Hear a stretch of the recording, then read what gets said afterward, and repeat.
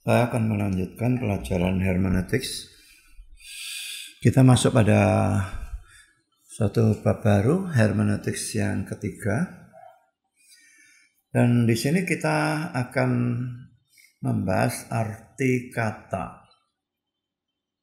Ini seringkali membingungkan karena kalau kita salah mengartikan kata, tentu saja semua jadi berantakan, tidak karu-karuan.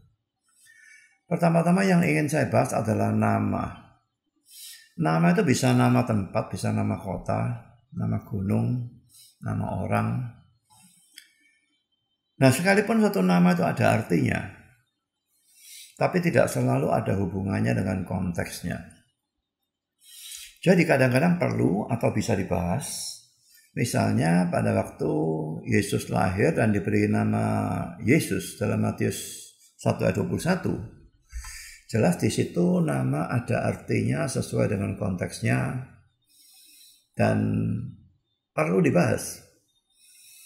Tapi kadang-kadang tidak boleh dibahas karena memang tidak ada hubungan dengan konteksnya. Misalnya pada waktu muncul nama Theophilus dalam Kisah Rasul 1 ayat 1 dan Lukas 1 ayat 3. Jadi Injil Lukas maupun kitab Kisah Rasul itu ditulis oleh Lukas. Sebetulnya orisinilnya ditujukan oleh kepada orang yang bernama Theophilus ini. Nah, Theophilus itu dari kata theos, ya, theos to God, ya, philia itu cinta, sebetulnya jadi akhirnya jadi sahabat Allah. Jadi saudara, a friend of God sebetulnya, sahabat Allah, seorang sahabat Allah. Kalau itu saudara bahas di dalam konteksnya, tidak cocok sama sekali. Jadi nama itu biarpun ada artinya tidak selalu bisa dibahas. Juga dari banyak pengalaman saya mempelajari arti kata nama, apalagi namanya orang ya biasanya ya. Seringkali pembahasannya itu kacau sekali karena nama itu biasanya diambil sepotong-sepotong ya. Jadi misalnya Elia, dari kata El, God, Allah. Lalu kalau Eli itu my God atau Allahku. Ya-nya itu Yahweh. Jadi my God is Yahweh atau Yahweh is my God. Itu arti dari nama Elia. Kadang-kadang seperti Elia ini gampang, bisa dipastikan. Tapi karena saudara lihat ya, itu diambil dari potongan-potongan, diambil sepotong-sepotong. Kadang-kadang muncul bermacam-macam teori atau dugaan tentang nama seseorang. Dan yang seperti itu bagi saya tidak bisa ditentukan kepastian artinya. Saya mending tidak bahas. Dibahas pun tidak tahu pergi kemana arahnya, tidak ada gunanya seringkali. Tentu hati-hati dengan khotbah-khotbah yang membahas nama. Ada yang benar, tapi banyak yang ngawur tidak karu-karuan. Sekarang kita masuk dalam poin yang kedua. Kata biasa, arti nama ya. Sekarang kata biasa ini bisa kata kerja, bisa juga kata benda, bisa juga kata sifat. Hal yang sudah perlu tahu. Pertama-tama, suatu kata tidak selalu mempunyai arti yang sama. Sebetulnya ini dalam semua bahasa ya. Misalnya kata bahasa Inggris heart. Heart kan tidak selalu sama artinya. Bisa kalau diartikan jantung, misalnya heart attack, serangan jantung.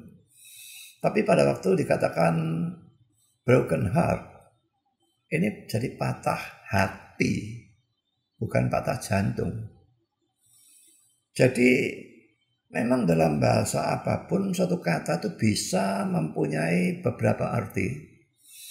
Dan bisa saja pada satu bagian diambil arti yang satu dan pada bagian yang lain diambil arti yang lain. Kalau artinya cuma dua itu enak, kadang-kadang masih bisa lebih dari itu. Nah, saya berikan contoh saudara ya, di mana seringkali terjadi hal yang membahayakan karena orang salah ambil arti.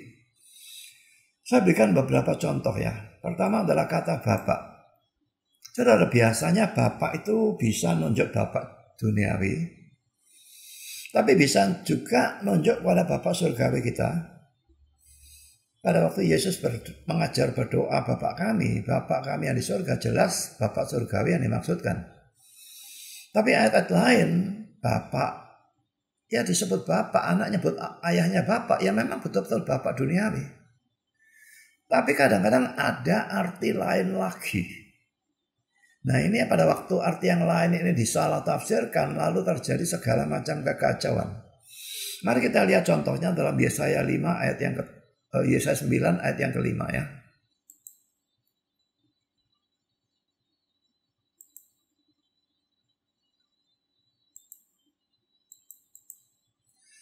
Dalam bahasa Inggris ayat yang ke-6. Oh ini ya. Sebab seorang anak telah lahir untuk kita. Ini jelas nubuat tentang Yesus ya. Seorang putra telah diberikan untuk kita. Lambang pemerintahan ada di atas bahunya. Dan namanya disebutkan orang penasihat ajaib, Allah yang perkasa, Bapa yang kekal, Raja damai.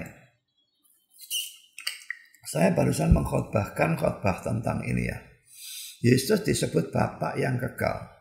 Dan ini menimbulkan banyak macam kekacauan, bahkan kesesatan. Karena ajaran Sabellianisme mungkin sekali mengambil dasar dari sini. Salah satunya, Yesus adalah Bapa ini loh. Jelas-jelas nubuatnya tentang Yesus, tapi dia disebut dengan istilah Bapa yang kekal.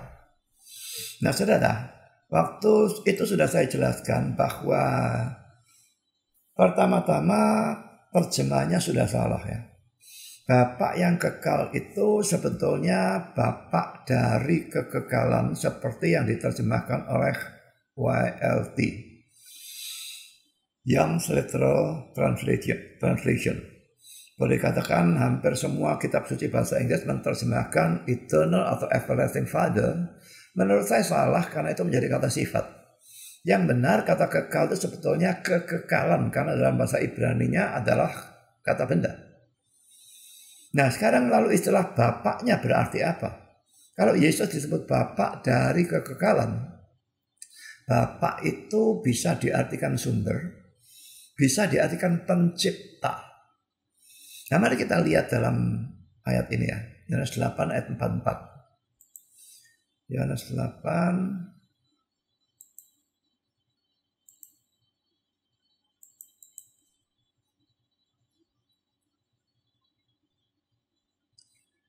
ayat 44. Iblislah yang menjadi bapakmu, dan kamu ingin melakukan keinginan-keinginan bapakmu.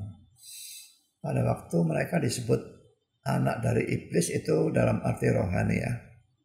Anak setan, memang orang tidak percaya itu anak setan ya. Ia adalah pembunuh manusia sejak semula dan tidak hidup dalam kebenaran. Sebab di dalam dia tidak ada kebenaran. Apabila ia berkata dusta, ia berkata atas kehendaknya sendiri.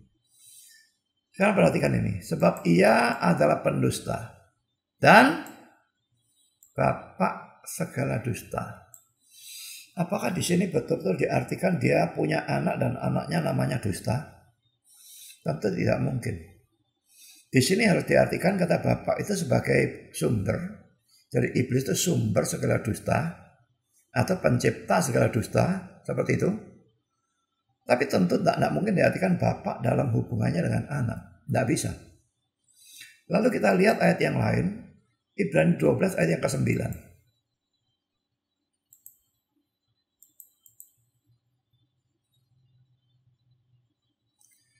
Selanjutnya dari ayah kita yang sebenarnya, ini betul-betul bapak jasmani ya. Kita beroleh ganjaran dan mereka kita hormati. Kalau demikian, bukankah kita harus lebih taat kepada Bapak segala roh, supaya kita boleh hidup? Saudara, Bapak segala roh ini, kalau betul-betul diartikan dia itu Bapak dalam hubungan dengan anak, maka dia Bapak dari seadanya roh. Malaikat tercakup, itu masih tidak apa-apa. Malaikat disebut anak Allah. Tapi setan tercakup, ini jadi lelucon. Rohnya orang yang tidak percaya tercakup, maka dia jadi bapaknya orang yang tidak percaya. Padahal Yohanes 1:12 hanya orang percaya yang jadi anak Allah. Jadi bapak di sini tidak mungkin diartikan bapak dalam hubungan dengan anak. Tapi lagi-lagi seperti tadi, atau diartikan sebagai sumber, atau diartikan sebagai pencipta. Karena dia memang pencipta segala roh. Ya. Jadi bapak ini hati-hati ya. Kalau menerjemahkan atau menafsirkan kata bapak, konteks dan seluruh Alkitab harus digunakan untuk memikirkan. Ini bapak dalam arti yang mana? Bapak jasmani atau bapak surgawi? Lalu bapak dalam hubungan dengan anak? Atau bapak dalam urusan pencipta atau bisa pelindung kadang-kadang? Atau sumber? Nah, sekarang saya berikan contoh yang lain adalah kata Tuhan. Kata Tuhan kalau dalam perjanjian baru, saudara, berasal dari kata Yunani kurios. Dan kata itu bisa diartikan Tuhan ataupun Tuhan. Dan karena itu konteksnya menentukan apakah itu diartikan Tuhan atau diartikan Tuhan. Pada waktu kita salah menafsirkan, konteksnya kita kacau balaukan, maka yang seharusnya Tuhan jadi Tuhan dan sebaliknya, jelas muncul segala macam kekacauan. Mari kita lihat Yohanes 4 ayat yang ke-11 ya.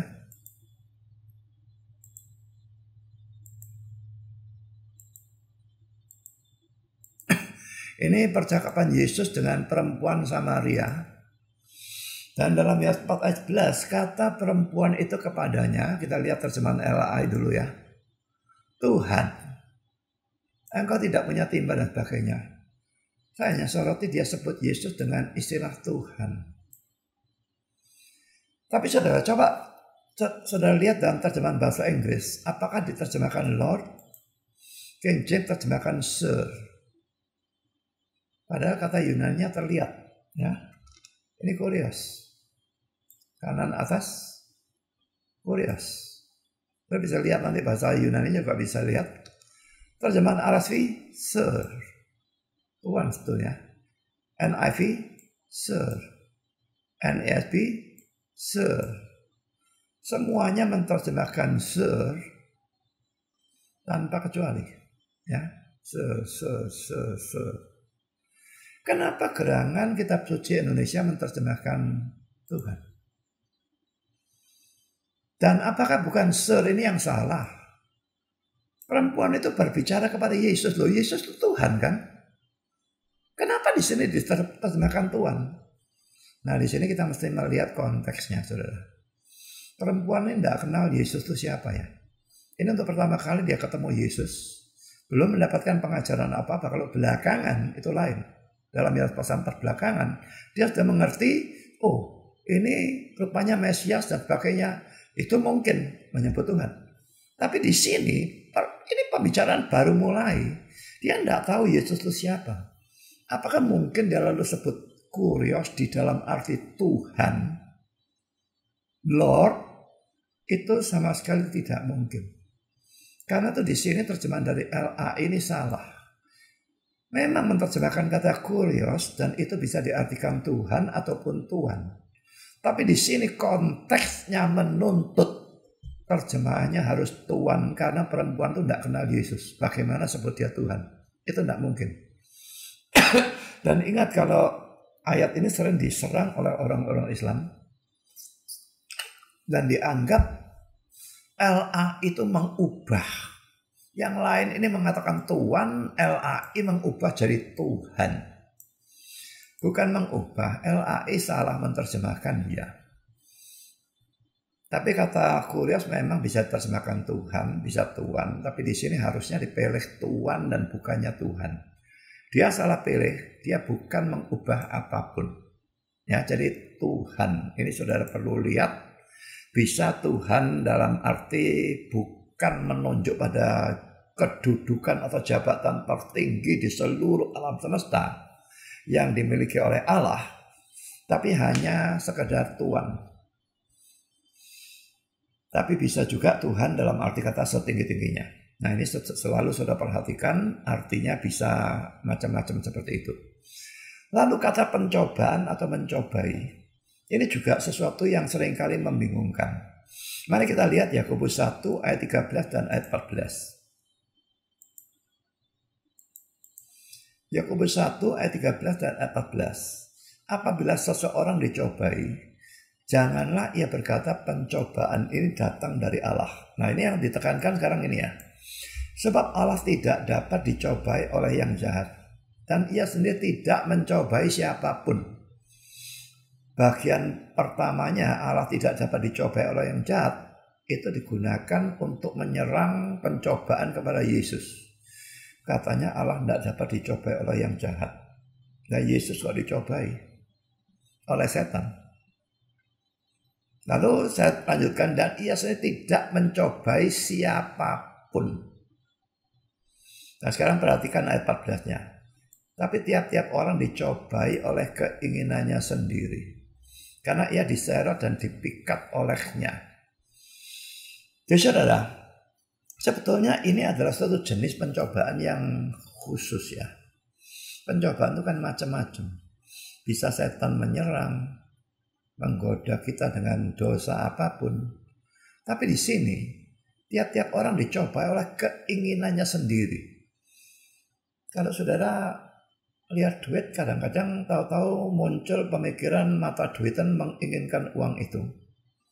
Lihat mobil mewah, kepingin mobil mewah itu. Lihat cewek yang cantik atau seksi, lalu kepingin cewek yang cantik atau seksi itu.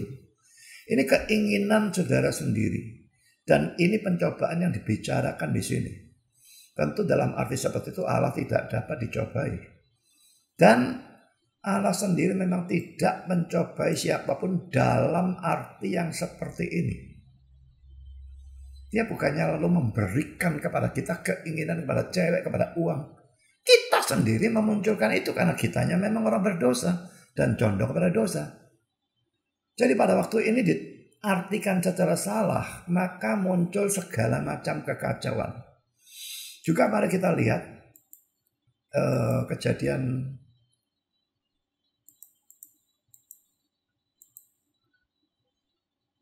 22. Setelah semuanya itu Allah mencoba Abraham. Ya mungkin lebih tepat terjemahnya diganti ya, menguji. Biasanya pencobaan dikatakan datang dari setan. Dan kalau datang dari Tuhan maka itu menguji atau ujian. Memang bisa berbarengan. Misalnya dalam kasus Ayub ya. Setan menyerang Ayub dan itu pencobaan. Tapi pada saat yang sama Allah membiarkan itu terjadi, mengizinkan setan menyerang, dan dia menggunakan itu sebagai ujian bagi Ayub.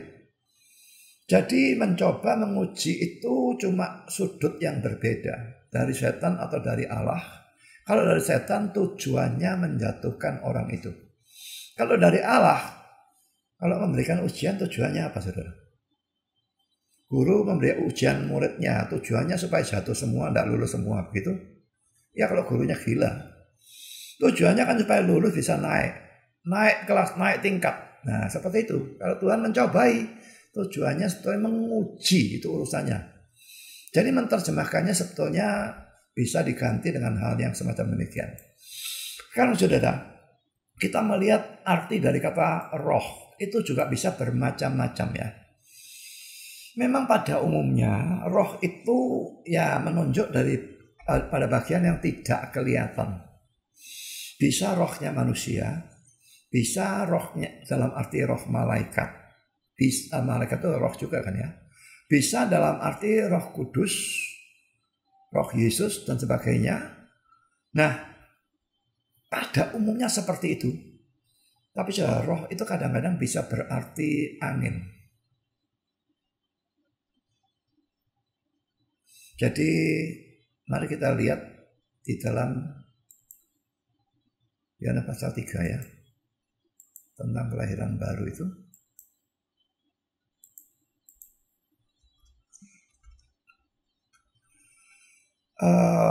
Ini angin bertiup ya. Dalam King James, the wind bloweth. Kata wind itu pneuma yang biasanya diartikan roh. Tapi di sini tidak cocok diartikan roh. Masa rohnya bertiup kemana ia mau dan engkau mendengar bunyinya dan engkau tidak tahu dari mana ia datang atau kemana ia pergi. Cocoknya diterjemahkan angin, maka diterjemahkan angin. Dan memang kata pneuma bisa berarti angin. Kadang-kadang bisa berarti nafas juga. Nah, tapi kata roh yang di sini, roh yang terakhir, ini pneuma juga. Nah, tiap-tiap orang yang lahir dari angin ya lucu sajinya. Nah, di sini harus dipilih terjemahan roh atau spirit. Jadi dalam satu ayat, dua kata pneuma muncul. Yang satu diterjemahkan angin, yang satu diterjemahkan roh. Lalu saudara, kita melihat ini yang satu ini jarang sekali ya. Saya tidak tahu apakah ada yang lain yang menerjemahkan seperti ini. Kata roh di dalam 1 Yohanes pasal 4. Mari kita baca. 1 Yohanes.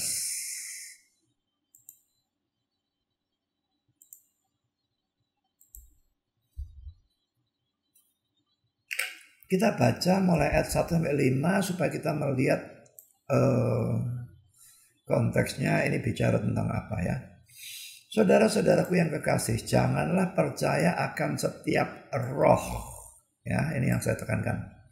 Tapi ujilah roh-roh itu, apakah mereka berasal dari Allah. Loh, kalau roh ini betul-betul roh bagian yang tidak kelihatan dari manusia, atau bahkan malaikat atau setan. Ini mereka semua berasal dari Allah, Allah yang cipta maksudnya. Tapi di sini jelas roh itu artinya bukan itu. Bukan angin, bukan nafas. Mari kita baca terus ya. Sebab banyak nabi-nabi palsu yang telah muncul dan pergi ke seluruh dunia. Kenapa bicara roh tahu-tahu dihubungkan dengan nabi palsu? Ya. Nah, saya lanjutkan dulu. Ayat 2. Demikianlah kita mengenal roh Allah. Setiap roh yang mengaku bahwa Yesus Kristus telah datang sebagai manusia berasal dari Allah. Dan setiap roh yang tidak mengaku Yesus tidak berasal dari Allah. Roh itu adalah roh antikristus. Dan tentang dia telah kamu dengar bahwa ia akan datang. Dan sekarang ini ia sudah ada di dalam dunia. Kamu berasal dari Allah, anak-anakku. Dan kamu telah mengalahkan lagi-lagi muncul nabi-nabi palsu. Nabi palsu itu. Sebab roh, nah kalau ini Roh Kudus ya, yang ada di dalam kamu lebih besar daripada roh yang ada di dalam dunia. Mereka berasal dari dunia. Sebab itu mereka itu roh-roh itu ya, berbicara tentang hal-hal duniawi dan dunia mendengarkan mereka. Dari susunan konteks ini mulai 1 sampai 5, jelas bahwa kata roh yang tadi saya persoalkan itu tidak diartikan roh sebagai bagian yang tidak kelihatan bagi manusia.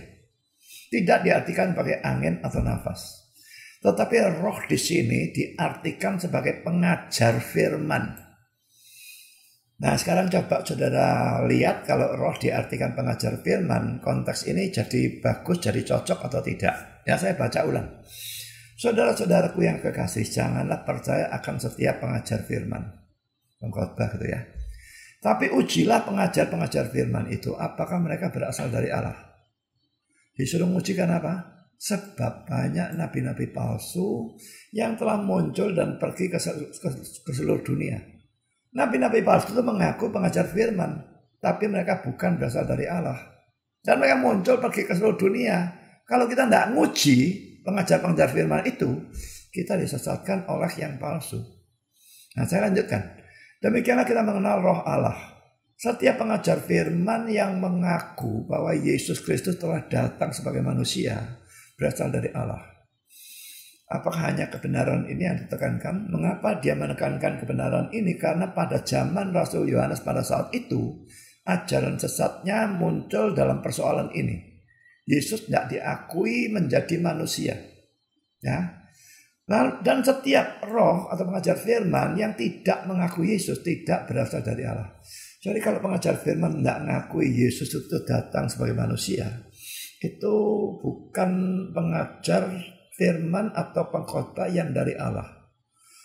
Pengajar firman itu adalah pengajar firman antikristus dan telah kamu dengar bahwa ia akan datang dan sekarang ini ia sudah ada dalam dunia. Kamu berasal dari Allah, anak-anakku, Dan kamu telah mengalahkan nabi-nabi palsu itu. Ya, laki-laki dikontraskan pengajar yang benar dengan nabi-nabi palsu. Sebab roh, kalau ini roh kudus ya, yang ada dalam kamu lebih besar daripada roh yang ada dalam dunia. Ini mungkin juga pengajar firman. Lalu dikatakan di sini mereka pengajar firman itu, para pengajar firman itu berasal dari dunia. Dan mereka pengajar firman itu berbicara tentang hal-hal duniawi. Jadi pengajar firman yang terus bicara hal duniawi. Bicara terus tentang kesembuhan dari sakit, tentang duit, tentang ini, terus bicara tentang kesuksesan sekuler dan sebagainya. Ini perlu dipikirkan, ini pengajar firman dari Allah atau bukan. Alkitab yang ngomong bukan saya. Dan dunia mendengarkan mereka yang mau mendengar pengajar-pengajar seperti itu. Mendengar dalam arti mempercayai tentu saja. Ini disebut dunia.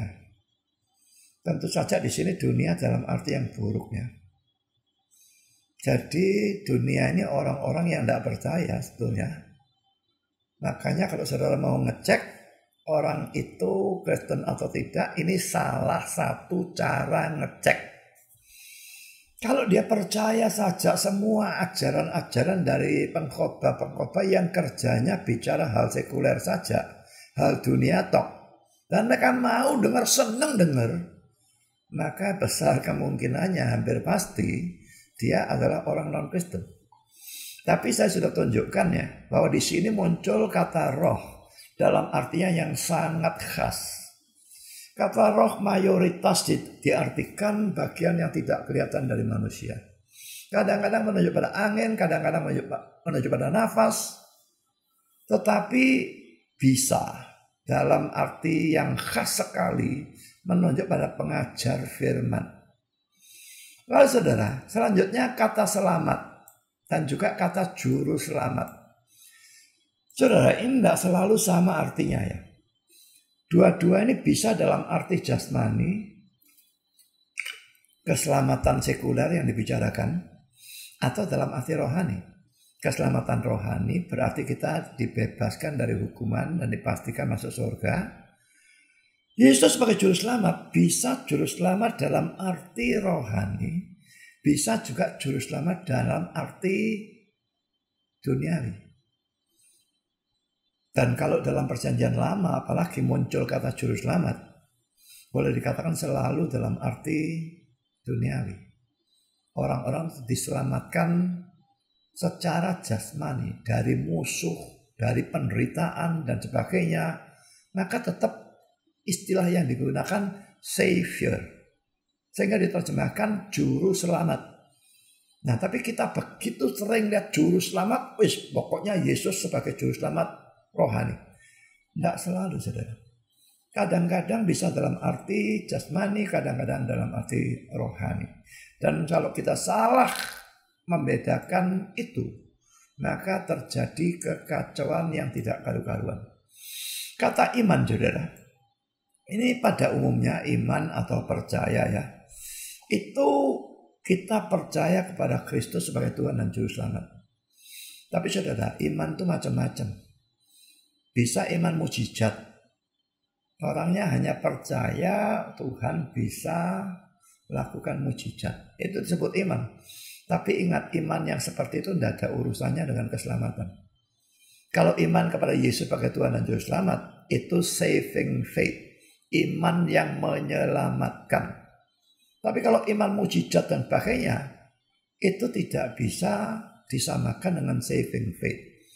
Tapi kadang-kadang muncul seperti dalam Galatia 1 ayat 23. Iman dalam arti yang sangat aneh. Mari kita lihat ya. Galatia 1 ayat 23.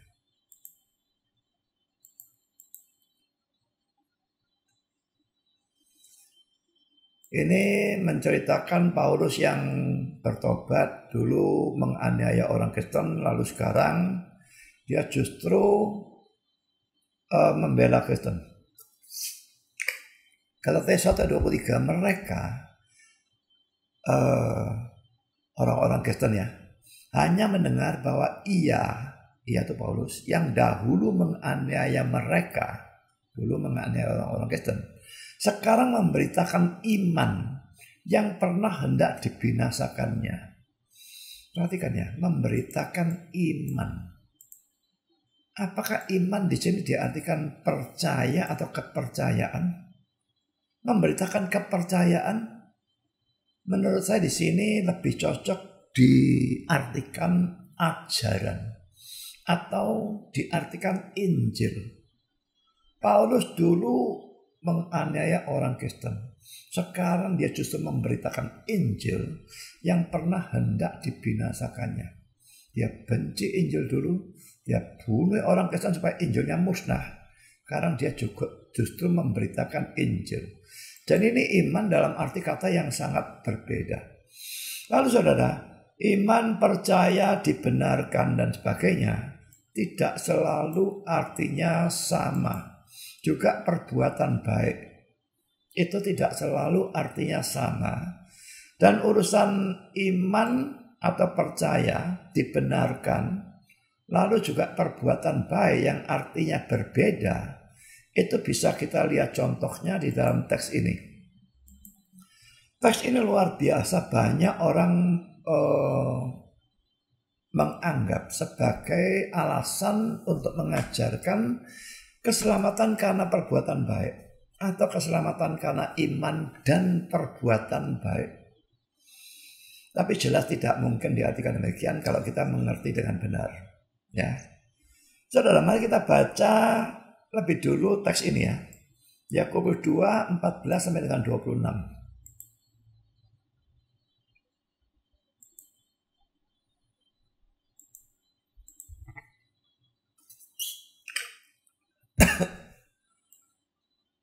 Mulai sini ya, terus sampai akhir.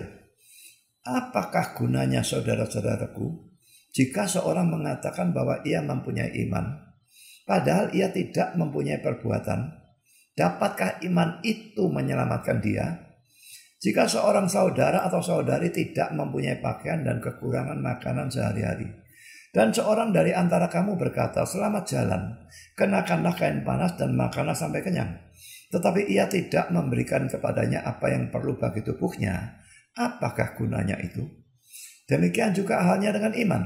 Jika iman itu tidak disertai perbuatan, maka iman itu pada hakikatnya adalah mati. Tetapi mungkin ada orang berkata, padamu ada iman dan padaku ada perbuatan. Aku akan menjawab dia, tunjukkanlah kepadaku imanmu itu tanpa perbuatan. Dan aku akan menunjukkan kepadamu imanku dari perbuatan-perbuatanku. Engkau percaya bahwa hanya ada satu Allah saja, itu baik. Tetapi setan-setan juga percaya akan hal itu dan mereka gemetar. Hai manusia yang bebal, maukah engkau mengakui sekarang bahwa iman tanpa perbuatan adalah iman yang kosong? Bukankah Abraham bapak kita, perhatikan, dibenarkan karena perbuatan-perbuatannya ketika ia mempersembahkan Ishak anaknya di atas mezbah? Nah, ini jadi ajaran keselamatan karena perbuatan baik, maka ini jadi ajaran sesat. Makanya Martin Luther, karena dia bingung bagaimana menafsirkan bagian-bagian ini, dia lalu menolak surat Yakobus, tidak tahu menolak mutlak atau setidaknya dia merendahkan sekali surat Yakobus karena dia anggap tidak sesuai dengan Injil atau bahkan bertentangan dengan Injil. Sekarang lihat ayat 22. Kamu lihat bahwa iman bekerja sama dengan perbuatan-perbuatan dan oleh perbuatan-perbuatan itu iman menjadi sempurna. Nah, ini cocok sekali kan untuk menjadi landasan atau dasar itu ya. Dari doktrin keselamatan karena iman dan perbuatan. Iman kerjasama dengan perbuatan-perbuatan, bukan iman saja gitu ya. Oleh perbuatan-perbuatan itu iman menjadi sempurna. Lalu kita lihat ayat 23. Dengan jalan demikian genaplah nas yang mengatakan, lalu percayalah Abraham kepada Allah. Dan maka Allah memperhitungkan hal itu kepadanya sebagai kebenaran. Saudara, kalau saudara tergoda untuk menafsirkan Yakobus 2:14 sampai dengan 26 itu sebagai berarti keselamatan karena perbuatan atau keselamatan karena iman dan perbuatan, maka pikirkan ya, dalam ayat 23-nya Yakobus sendiri mengatakan kebenaran Abraham dibenarkan itu karena iman. Dan ayat ini tertulis dia kutip dari Kejadian 15 ayat yang ke-6. Nah di sini kalau dibenarkan karena perbuatan mempersembahkan Ishak di atas mezbah itu Kejadian 22. Yang ini Kejadian 15. Yang ini Kejadian 22. Jadi dia sudah dibenarkan karena iman. Ini ajaran Yakobus sendiri, saudara. Mana bisa di sini dibenarkan karena perbuatan tuh. Lalu di sini iman dan perbuatan. Lalu yang benar yang mana? Iman dok, perbuatan dok, atau iman dan perbuatan? 3 ayat ini kan tabrakan semua, ada karu-karuan. Tapi saya lanjutkan saja dulu ya. Karena itu Abraham disebut sahabat Allah. Jadi kamu lihat bahwa manusia dibenarkan karena perbuatan-perbuatannya dan bukan hanya karena iman. Wah, iya kan? Jadinya jelas sekali kan? Bukan karena iman saja, tapi juga karena perbuatan. Berarti iman dan perbuatan. Belum balik lagi dia. Tabrakan semua ayat-ayatnya. Mari kita lanjutkan ayat 25. Dan bukankah demikian juga Rahab pelacur itu dibenarkan karena perbuatan-perbuatannya? Di sini iman dan perbuatan.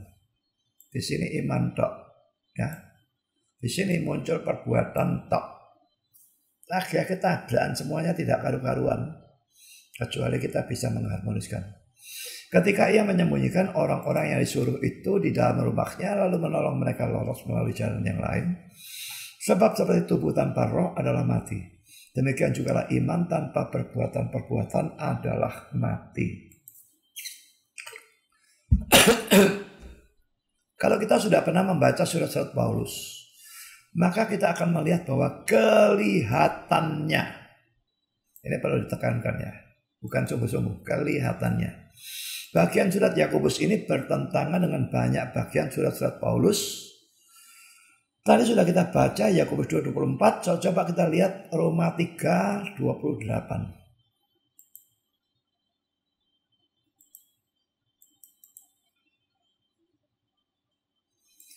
Karena kami yakin bahwa manusia dibenarkan karena iman dan bukan karena ia melakukan hukum Taurat.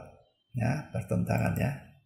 Lalu ini tabrakan dengan ayat 24-nya Yakobus 2. Lalu Roma 4:1-4. Roma 4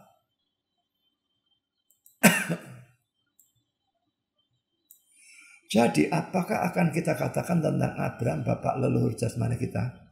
Sebab jikalau Abraham dibenarkan karena perbuatannya, maka ia beroleh dasar untuk bermegah, tapi tidak di hadapan Allah.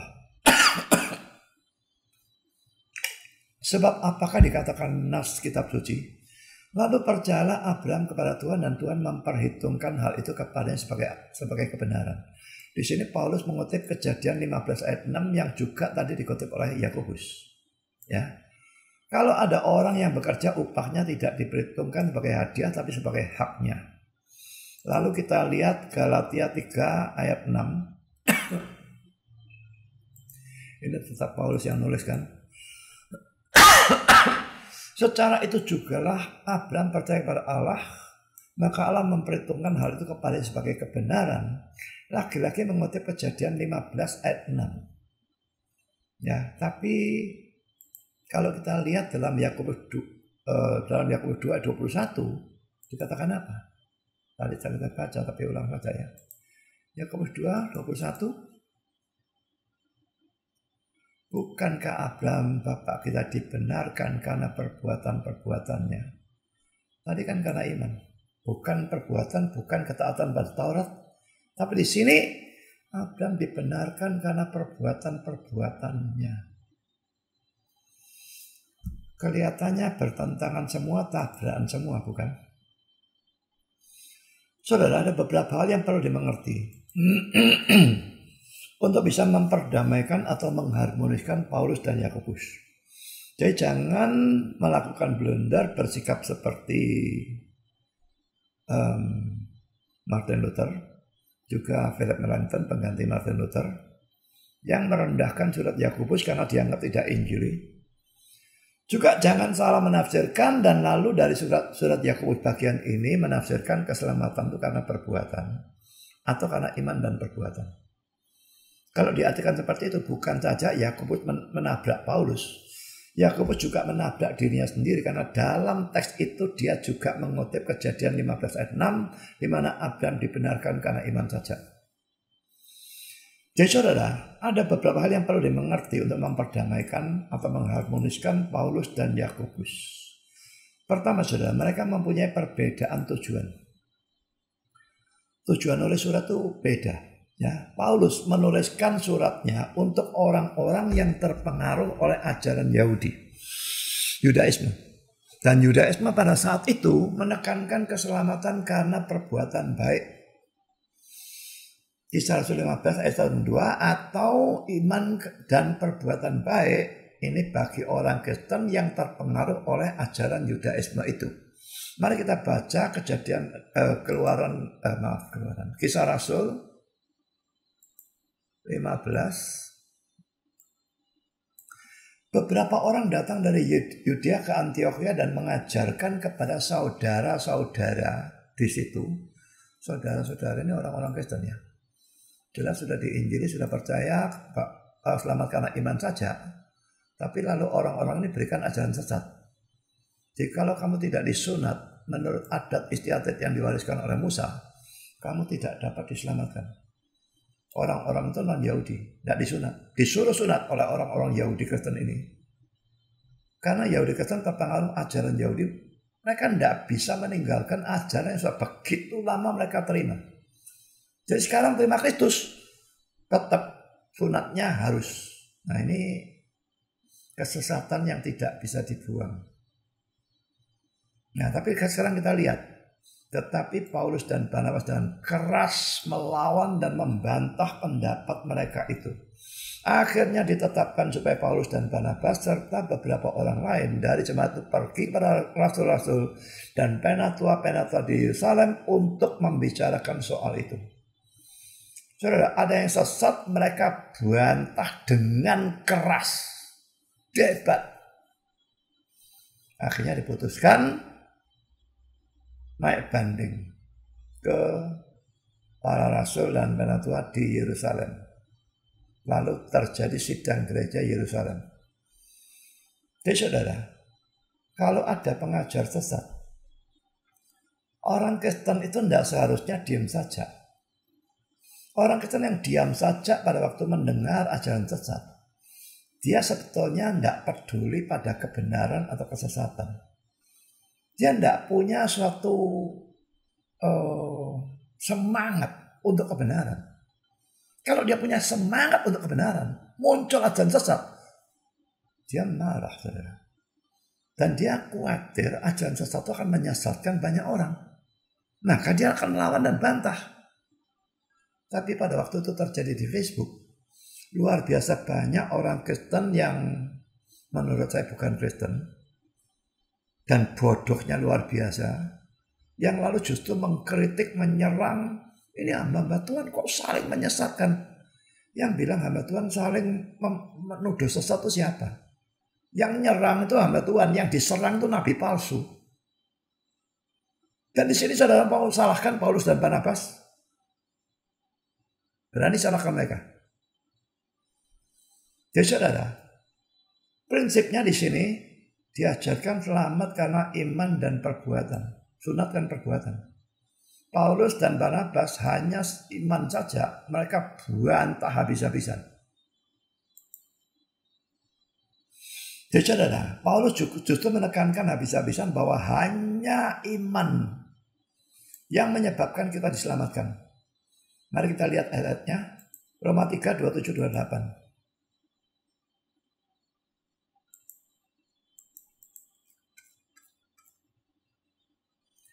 Jika demikian, apakah dasarnya untuk bermegah? Tidak ada. Berdasarkan apa? Berdasarkan perbuatan? Tidak. Melainkan berdasarkan iman. Karena kami yakin bahwa manusia dibenarkan karena iman dan bukan karena ia melakukan hukum Taurat. Mari kita lihat ayat yang lain. Galatia 2 ayat 16 dan 21. Ayat-ayat ini sebaiknya saudara hafalkan saudara ya. Karena ini luar biasa penting, menekankan selamat karena iman saja.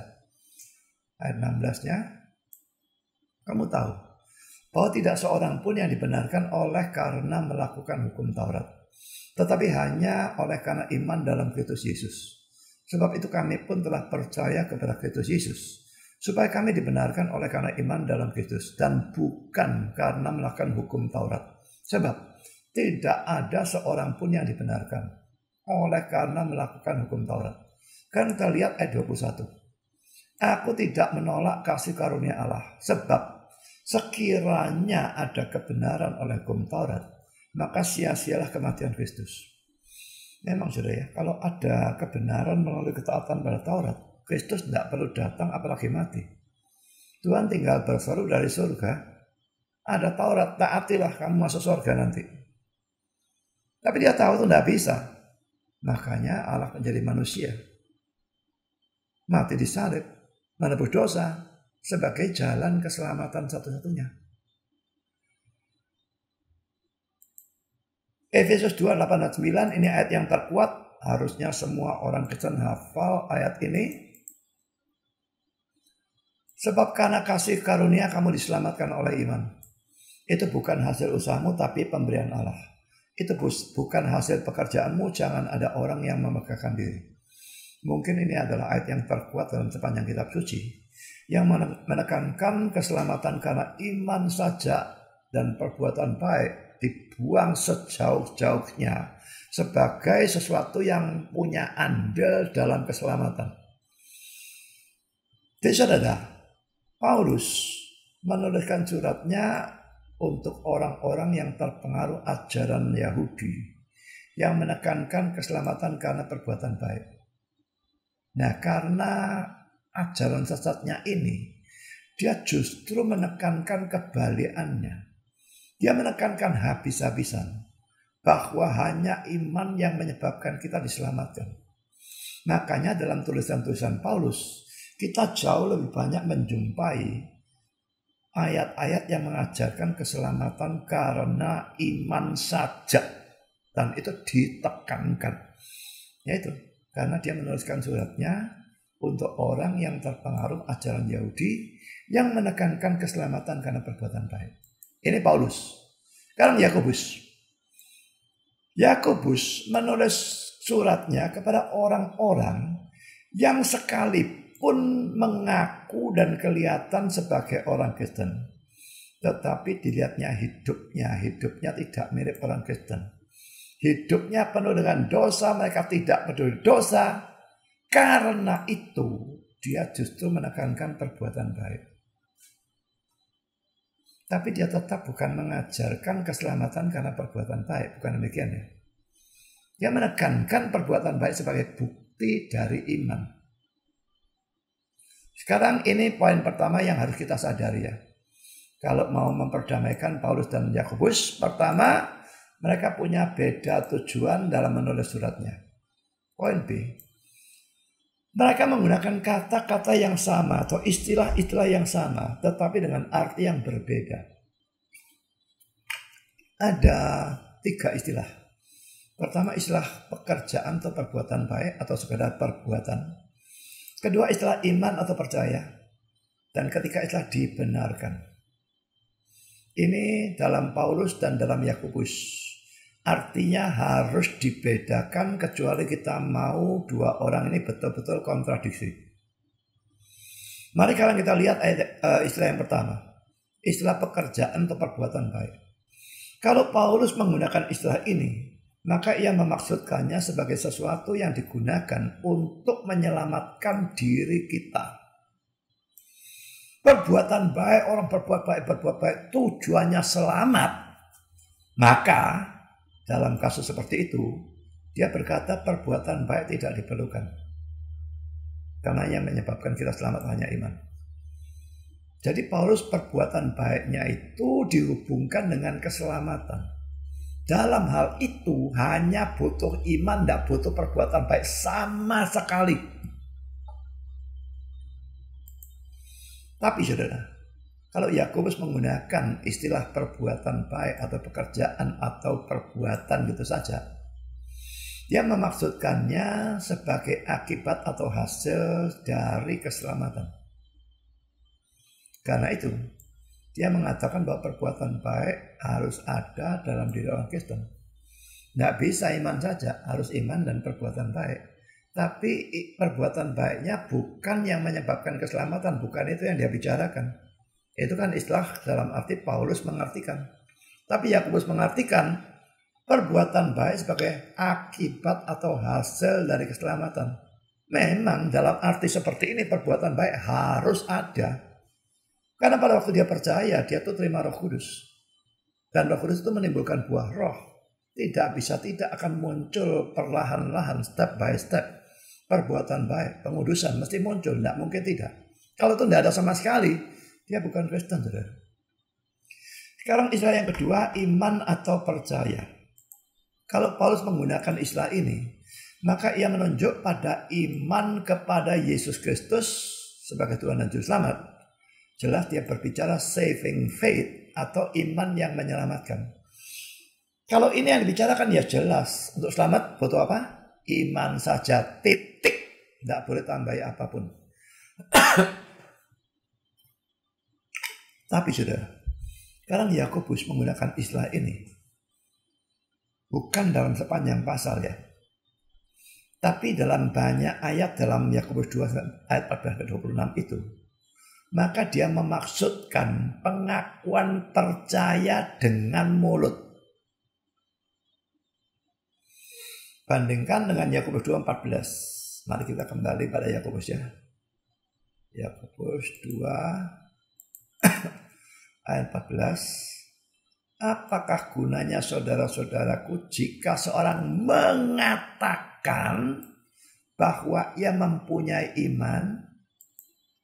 Mengatakan berarti ini cuma pengakuan percaya dengan mulut. Ini kalau Yakobus bilang tentang istilah iman atau percaya. Yang dimaksudkan adalah pengakuan percaya dengan mulut. Tapi tentu saja saya katakan tidak semua. Karena pada waktu dia bicara tentang Abraham, ini percaya di sini saving faith. Sama seperti percaya Paulus. Tapi dalam banyak bagian, mulai 14-26. Kalau Yakobus bicara soal iman atau percaya, maksudnya adalah pengakuan percaya dengan mulut. Hal yang ketiga, istilah dibenarkan. Kalau Paulus menggunakan istilah ini artinya betul-betul justification ya di hadapan Allah. Allah yang melakukan pembenaran itu, orangnya dibenarkan oleh Allah. Begitu orang itu percaya, maka Allah itu kayaknya mengadakan suatu pengadilan dan dia jadi hakimnya, dia ketokkan palu. Orang ini saya nyatakan benar. Begitu orang itu percaya Yesus, orangnya dinyatakan benar, orangnya dianggap sebagai orang benar. Ini yang dimaksud dengan istilah itu kalau Paulus menggunakannya. Tapi waktu Yakobus menggunakan istilah dibenarkan, ingat ya, tadi waktu iman atau percaya, maksudnya pengakuan percaya dengan mulut. Waktu dibenarkan, maksudnya pengakuan orang itu tadi dibenarkan. Tadi kan dia ngaku dengan mulut, aku orang Kristen, aku orang percaya. Nah, kalau dia dikatakan dibenarkan, pengakuannya itu sudah benar. Dia memang orang percaya. Bukannya orangnya dibenarkan di hadapan Allah.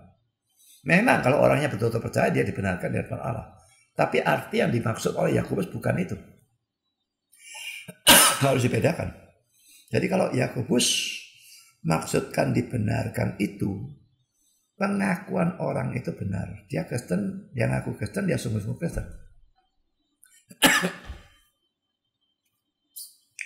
Kesimpulan saudara, dalam Yakobus 2:14-26 ini, Yakobus punya satu tujuan pengajaran. Pengakuan percaya tidak boleh atau tidak bisa dipisahkan dari perbuatan baik. Dan ini doktrin yang benar. Sebaliknya, pengakuan percaya harus dibuktikan kebenarannya melalui perbuatan baik.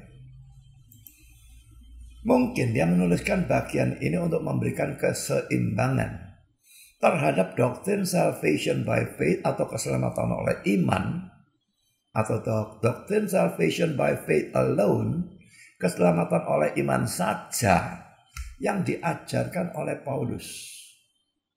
Atau mungkin dia menuliskan bagian itu memberikan keseimbangan terhadap tulisannya sendiri tentang hukum yang memerdekakan. Kalau bisa baca ayatnya sendiri, tidak ada problem.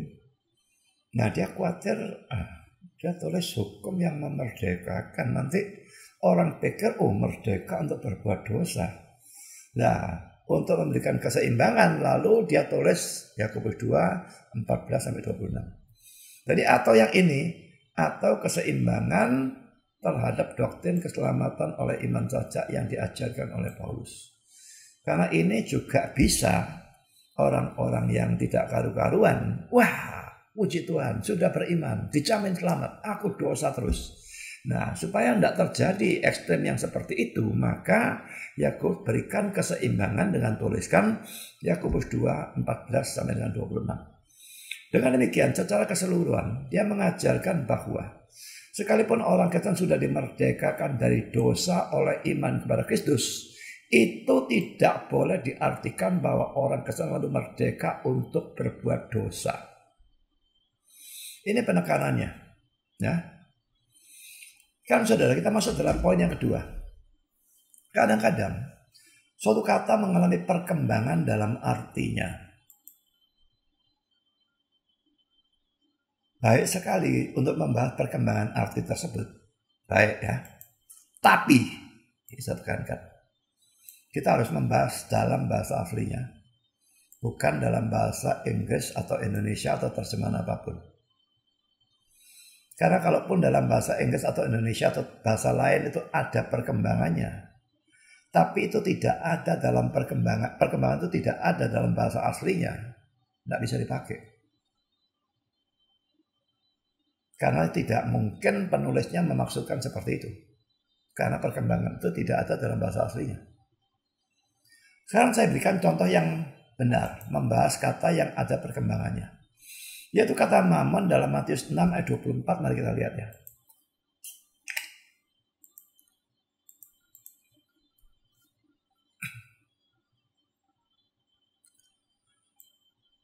Tak seorang pun dapat mengabdi kepada dua tuan. Dua tuan ini dua kurios, saudara ya. Tapi di sini terjemahkan tuan. Karena jika demikian, ia akan membenci yang seorang dan mengasihi yang lain. Atau ia akan setia kepada yang seorang dan tidak mengindahkan yang lain. Kamu tidak dapat mengabdi kepada Allah dan kepada Mammon. Sebetulnya orang-orang yang teologi kemakmuran itu mesti jadikan ini ayat hafalan ya. Mereka pernah mengkhotbahkan ayat ini atau tidak ya? Saya ragu ayat ini pernah dibacakan dari mimbar mereka. Karena mereka itu maunya berbakti pada Allah dan kepada Mammon sekaligus. Yesusnya mau. Tapi duit sangat mau, kalau tidak lebih mau. Padahal di sini dikatakan kamu tidak dapat mengabdi kepada Allah dan kepada Mammon. Kalau kamu mau Mammon, Allahnya akan bilang, tidak usah aku, Mammon tok saja. Kalau kamu mau Allah, jangan mengabdi kepada Mammon. Jangan dewakan uang itu. Nah saudara, sekarang kita melihat tentang kata Mammon ini. Saya mendapatkan dari William Barclay. Nah laki-laki ya. William Barclay kalau urusan latar belakang dan sebagainya itu bagus sekali. Yang baru sudah saya buktikan pada waktu saya mencari bahan tentang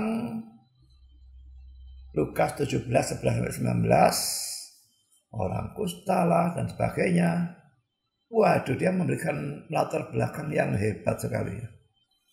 Dan di sini juga kata Mammon itu saudara, Dia mengatakan bahwa mamon itu berarti milik secara materi atau material possessions. Dan ini sebetulnya bukan kata yang mengandung arti yang buruk. Jadi asal usulnya mamon itu cuma milik secara materi. Bisa uang, bisa barang, bisa apapun. Ini tidak ada arti buruk. Saya punya mamon, nah, berarti saya punya komputer mungkin. Saya punya mobil, saya punya HP. Bisa pakai kata mamon. Nah, tapi dalam sejarah ada perkembangan arti dari kata mamon itu. Nah, ini dalam bahasa aslinya terjadinya. Ya. Pertama dia berkata, mamon berasal dari suatu kata yang berarti to entrust, mempercayakan. Jadi mula-mula mamon diartikan sebagai harta yang dipercayakan kepada bank atau orang lain. Harta. Uang dipercayakan kepada bank. Apakah salah? Kalau kita punya uang kita taruh di bank, masa salah? Tidak salah, saudara. Ya ada agama yang anggap itu tidak halal atau apapun, tidak sukanya. Saya tidak percaya bahwa itu salah. Tidak ada masalah. Jadi dalam arti di sini masih tidak masalah apapun. Harta yang dipercayakan kepada bank atau orang lain. Pada orang juga bisa. Dipercayakan pada orang, titip uang, ya, dipercayai orang itu. Tapi poin B, lama-kelamaan mamon berkembang artinya. Bukan lagi sesuatu yang dipercayakan, tetapi menjadi sesuatu yang dipercayai. Beda kan? Tadi sesuatu yang dipercayakan. Sekarang menjadi sesuatu yang dipercayai. Ada wabah COVID-19. Orang-orang pada khawatir. Waduh, besok makan apa dan sebagainya dan sebagainya. Puji Tuhan, aku tidak khawatir. Kelihatannya bagus ya. Kalau orang Kristen bisa berkata, puji Tuhan, aku tidak khawatir. Ada COVID-19, ada resesi, ada apapun, aku tidak khawatir. Tapi ditanya, karena apa kamu tidak khawatir? Loh, khawatir ada apa? Simpananku di bank, triliun. Emas, banyak berapa ton. Khawatir, gila apa khawatir? Dia mempercayai uangnya. Kalau tidak khawatir karena percaya kepada Tuhan, itu bagus. Tapi tidak khawatir karena percaya pada uangnya. Ini bukan iman, ini buruk sama sekali.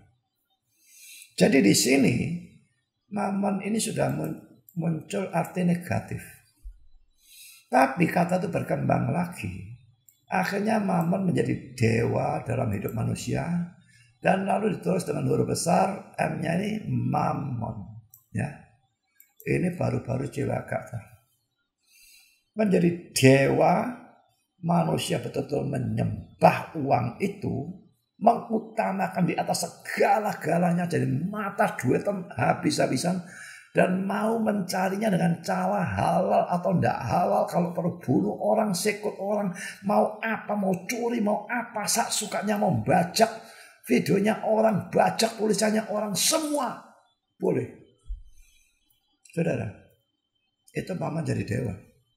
Dan dalam artian di sini menjadi bukan cuma agak negatif, tapi sangat-sangat negatif. Jadi dari perkembangan arti kata mamon ini terlihat bahwa mamon yang mula-mula tidak ada jeleknya itu makin lama makin menjerat manusia. Nah, kita membahas seperti ini, kita membahas secara benar.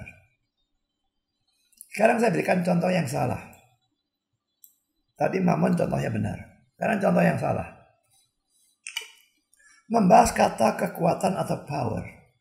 Dalam Roma 1 ayat 16, mari kita baca ya. Roma 1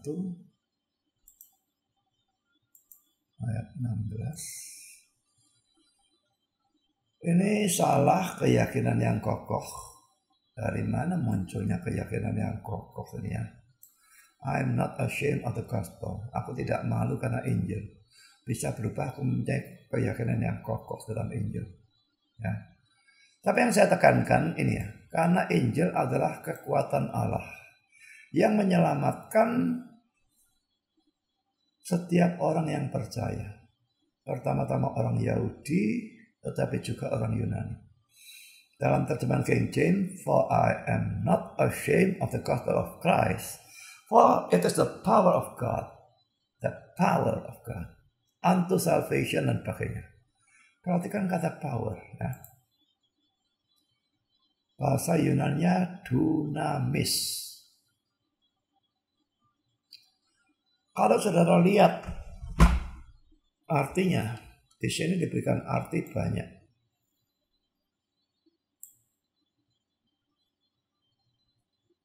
Tapi tidak ada arti seperti yang di bawah ini. Nah, banyak orang yang membahas kata bahasa Inggris dynamite. Tadi Yunaninya dunamis ya. Inggrisnya dynamite. Dinamit. Dan itu memang diturunkan dari kata bahasa Yunani dunamis. Yang diterjemahkan kekuatan atau power. Di dalam Roma 1 ayat yang ke-16 tersebut. Padahal saudara, kata Yunani dunamis belum tentu mengandung arti seperti dynamite, ledakan begitu, enggak. Saudara lihat tadi artinya enggak ada, saudara. Jadi bukan cuma belum tentu, memang enggak ada. Pada waktu kita lalu menggunakan bahasa Inggris, dynamite, wah ini powernya tuh ledakan begitu. Wah, kita gambarkan Injil seperti duar, obatkan banyak orang.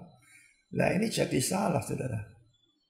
Ini dilakukan oleh sebuah buku saat teduh berjudul Streams in the Desert. Volume 1 untuk tanggal 8 April. Yang menerjemahkan 2 Korintus 12 ayat 10. Dengan mengubah kata-kata maka aku kuat. Menjadi then I am dynamite. Maka aku adalah dinamit. Mari kita lihat saudara, 2 Korintus 12 ayat 10 supaya saudara melihat maksudnya ya. Ini kan Paulus punya duri dalam daging dan sebagainya itu ya.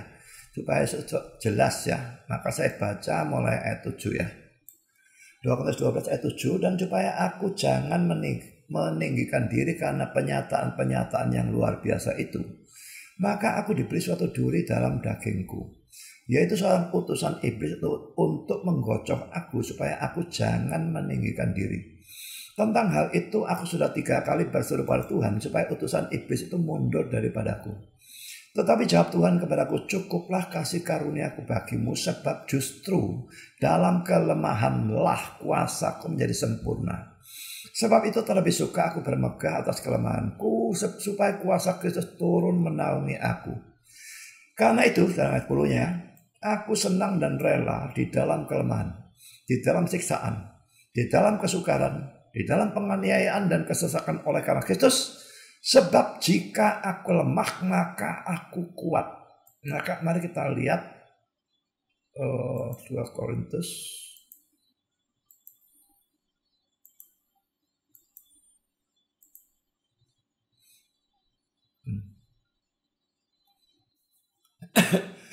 Jadi kata strong itu dari dunatos.